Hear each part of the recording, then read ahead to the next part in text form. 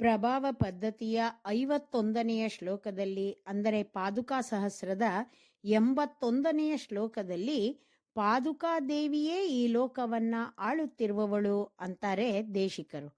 ಶ್ಲೋಕ ನೋಡೋಣ.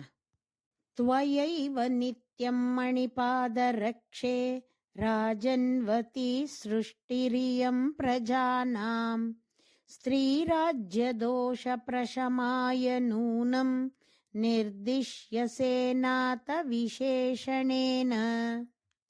ಮಣಿಪಾದ ರಕ್ಷೆ, ಮಣಿಯಿಂದ ಕೂಡಿದ ಪಾದುಕೆಯೇ, ಇಯಂ ಈ, ಪ್ರಜಾನಾಂ ಜನರ, ಸೃಷ್ಟಿಹಿ ಸೃಷ್ಟಿಯು ಅಂದರೆ ಲೋಕವು, ತ್ವಯೈವ ನಿನ್ನಿಂದಲೇ, ರಾಜನ್ವತಿ ಒಳ್ಳೆಯ ರಾಜನನ್ನು ಹೊಂದಿರುವುದು, ಸ್ತ್ರೀರಾಜ್ಯ ದೋಷ ಸ್ತ್ರೀರಾಜ್ಯವೆನ್ನುವ ದೋಷವನ್ನು, ಪ್ರಶಮಾಯ ಹೋಗಲಾಡಿಸುವುದಕ್ಕಾಗಿ, ನಾಥ ವಿಶೇಷಣೇನ ಭಗವಂತನ ಗುರುತಾಗಿ, ನಿರ್ದಿಶ್ಯಸೆ ಹೇಳಲ್ಪಡುತ್ತೀಯೇ, ನೂನಂ ನಿಶ್ಚಯ.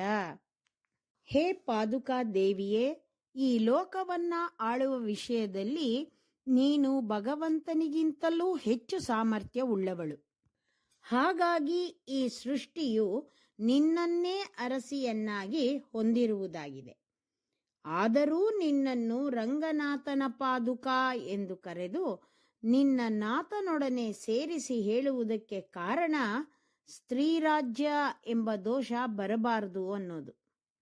ಶಾಸ್ತ್ರಗಳಲ್ಲಿ ಒಂದು ರಾಜ್ಯಕ್ಕೆ ಅನಾಯಕ, ಬಹುನಾಯಕ, ಶಿಶುನಾಯಕ, ಸ್ತ್ರೀನಾಯಕ ಇವುಗಳು ಕೆಟ್ಟದ್ದೆಂದು ಹೇಳಿದೆ.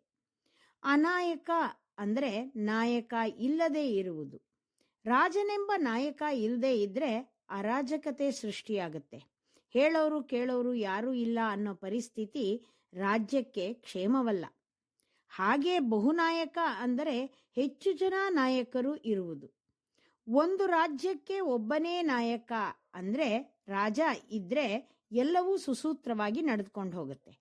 ಹೆಚ್ಚು ಜನ ನಾಯಕರಿದ್ದರೆ ಅವರವರಲ್ಲೇ ಭಿನ್ನಾಭಿಪ್ರಾಯ ಹುಟ್ಟಿ ರಾಜ್ಯಕ್ಕೆ ಕೇಡಾಗಬಹುದು. ಶಿಶುನಾಯಕ ಅಂದ್ರೆ ಅಪ್ರಾಪ್ತ ವಯಸ್ಸಿನ ನಾಯಕ. ಇಂತಹ ನಾಯಕ ಇದ್ದರೆ ಪ್ರಬುದ್ಧ ತೀರ್ಮಾನಗಳನ್ನ ಮಾಡಲು ಸಾಧ್ಯವಿಲ್ಲದೆ ಬೇರೆಯವರ ಮೇಲೆ ಅವಲಂಬಿತರಾಗಿ ಇರಬೇಕಾಗತ್ತೆ. ಅದು ರಾಜ್ಯಕ್ಕೆ ಕೇಡು.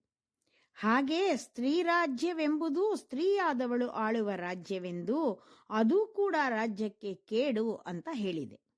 ಹಾಗಾಗಿ ಸ್ತ್ರೀ ರಾಜ್ಯವೆಂಬ ದೋಷ ಈ ಲೋಕಕ್ಕೆ ಬರಬಾರದು ಅನ್ನೋ ಕಾರಣಕ್ಕೆ ಪಾದುಕಾದೇವಿಯನ್ನ ಅವಳ ನಾಥನ ಹೆಸರಿನೊಂದಿಗೆ ಸೇರಿಸಿ ಹೇಳ್ತಾರೆ.